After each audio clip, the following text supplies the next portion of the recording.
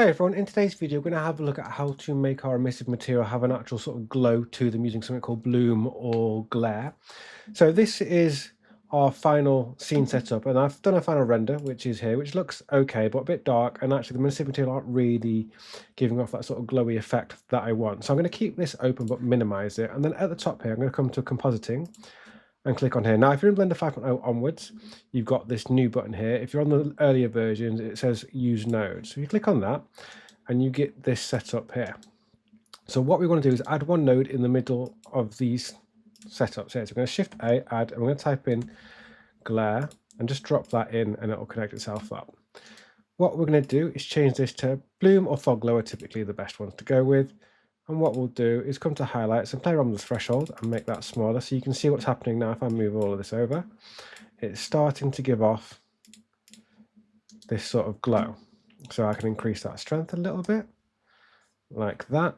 Maybe the lower the threshold, the more glowy is going to be used, totally a word.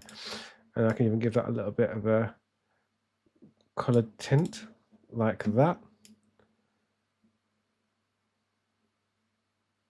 So if we do something sort of like that, play around with the threshold a bit more, a little bit less, like that. Now, if you've not closed your render, it will then update live. Otherwise, you'll have to redo your render. The other thing you can do is inside of your viewport is if you click on this down arrow here under compositor here, if you go on by default to disabled, if you go on camera, when you're inside your camera view, it'll come on. If you go into always, it'll do it always. But just be aware that may use a little bit more power in your PC if you've not got a really good machine, so it might become a little bit laggy. But that is how to make your emissive materials give a bit more of a glow to it, which it doesn't by default. Hopefully you found that helpful and interesting. If you've got any questions, leave a comment down below or email cdwithsimon@outlook.com.